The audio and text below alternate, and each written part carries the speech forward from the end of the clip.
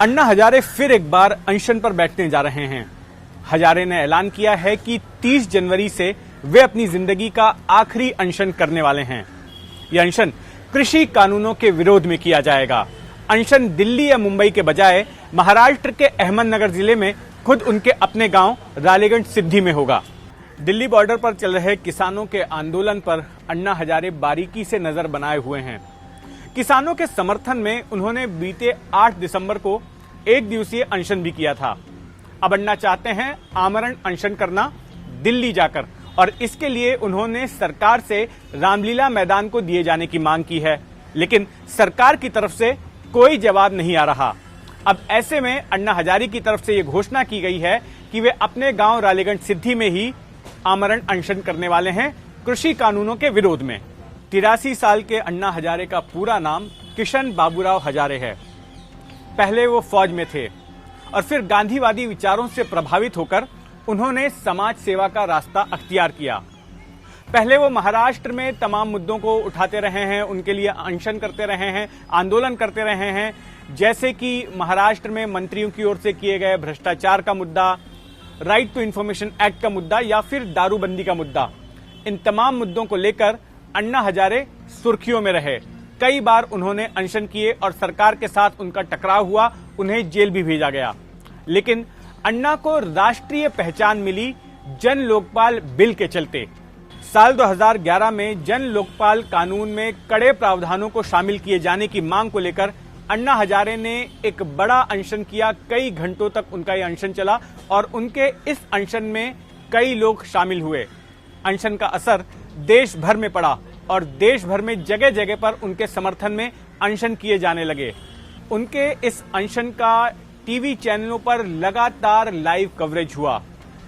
कई सारे सेलिब्रिटीज ने, नेताओं ने, अभिनेताओं ने अन्ना हजारे का समर्थन किया। हालांकि अन्ना हजारे ने अपने मंच से किसी भी राजनेता को संबोधित करने नहीं दिया, किसी राजनेता को उन्होंने मंच पर आने नहीं दिया। हाँ, सरकार की ओर से जो लोग उन्हें मनाने आ रहे थे उनसे अन्ना हजारे ने जरूर बातचीत की। हालांकि अन्ना का वो आंदोलन गैर राजनीतिक था, लेकिन उस आंदोलन ने कई राजनेताओं को जन्म दिया। कई बड़े चेहरे जो कि अन्ना के आंदोलन में शामिल थे वो आगे चलकर देश की सियासत का हिस्सा बने। मसलन अरविंद केजरीवाल ने आंदोलन के बाद अपनी खुद की पार्टी खड़ी की, आम आदमी पार्टी, और चुनाव लड़ने के बाद दिल्ली के मुख्यमंत्री बन गए। इसके अलावा किरण बेदी ने बीजेपी ज्वाइन कर ली और फिलहाल पुडुचेरी की लेफ्टिनेंट गवर्नर हैं। जनरल वीके सिंह भी अन्ना के आंदोलन में शामिल थे, अब वो केंद्रीय मंत्रिमंडल का हिस्सा हैं।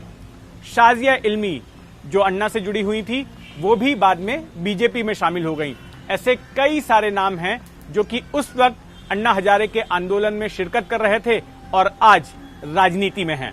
साल 2014 के लोकसभा चुनाव में कांग्रेस की हार के पीछे, यूपीए की हार के पीछे अन्ना हजारे के इस आंदोलन की एक बड़ी भूमिका मानी जाती है।